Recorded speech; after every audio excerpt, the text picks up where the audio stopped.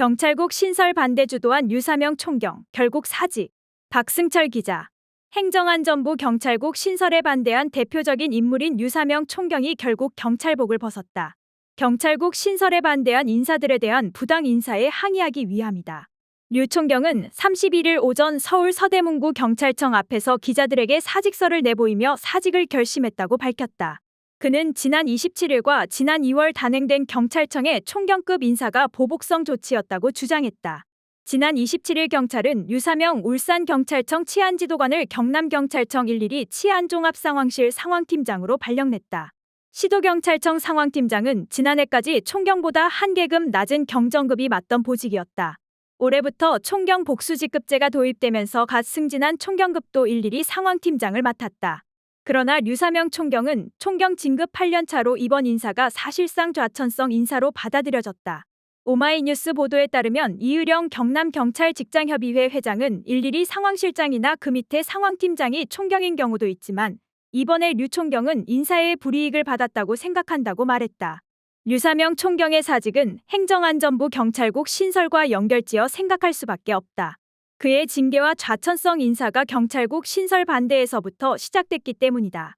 지난해 7월 15일 행정안전부는 경찰제도 개선안을 발표하고 경찰국 신설을 공식 발표했다. 이에 지난해 7월 23일 유사명 총경 주도로 경찰국 신설에 반대하는 전국경찰서장 총경회의가 열렸다. 류 총경은 회의를 주도했다는 이유로 대기 발령됐다. 지난해 8월 초 행안부 경찰국을 신설하면서 초대 경찰국장으로 임명된 인사는 김순호 씨였다. 1988년 인천 부천 민주노동자회에서 밀정 역할을 하면서 활동하다 잠적한 뒤 1989년 경찰이 인노회 조직 사건을 엮는 데 공을 세운 것으로 알려진 인물이었다. 이 같은 인사를 초대 경찰국장으로 내정한 것은 경찰국에 대한 우려를 극대화했다. 내무부 산하에 있던 경찰청은 1991년 외청으로 독립했다. 1987년 민주화 투쟁의 결과물이었다.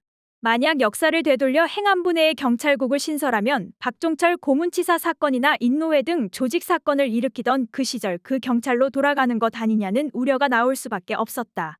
이러한 우려는 경찰 인사에 대한 행안부의 장악으로 현실화된다. 지난해 12월에는 류 총경에 대한 정직 3개월 중징계 조치가 내려졌다. 이후 지난 2월 경찰 인사가 단행됐는데 류 총경은 이를 두고 총경회의 참석자에 대한 보복성 인사라고 비판했다. 경찰국을 반대한 총경급 인사들이 대거 경정급 직위로 가거나 본인이 희망하지 않았는데도 6개월 만에 다른 자리로 단기 인사 발령됐다. 사실상 경찰 블랙리스트 아니냐는 주장도 나왔다. 류 총경은 기자회견에서 총경회의 현장 참석자 54명 중 이번 인사 대상에 포함된 47명 전원에게 문책성 인사가 단행됐다고 주장했다. 이 같은 인사는 지난 27일 유사명 총경을 경남경찰청 112 상황팀장으로 발령내면서 정점을 찍었다. 결국 윤익은 경찰청장의 경찰대 3년 선배인 류 총경은 경찰복을 벗는 결단을 내렸다. 행안부는 일선 간부 경찰들에게 직무관리 자가 진단을 요구하기도 했다.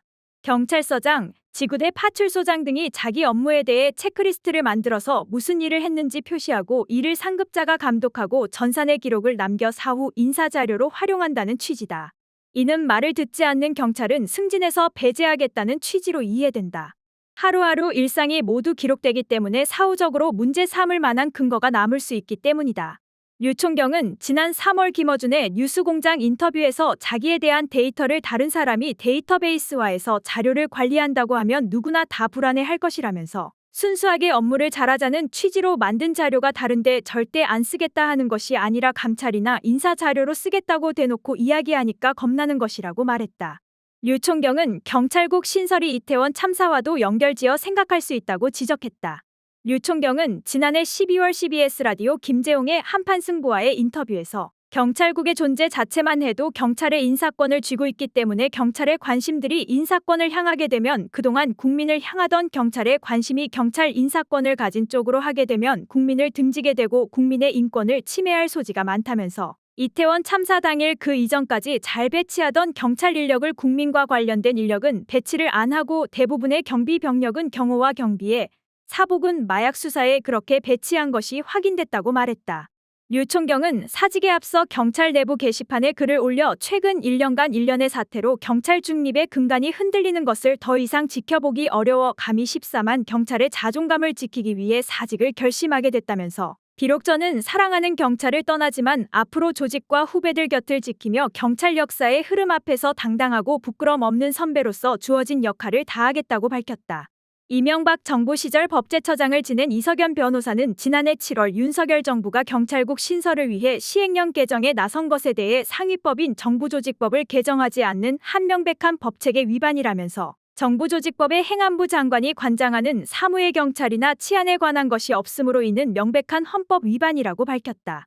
행안부 경찰국을 폐지하고 경찰의 정치적 중립을 확보하고자 한다면 사임한 류 총경과 함께 새로운 실천을 모색해야 할 때이다.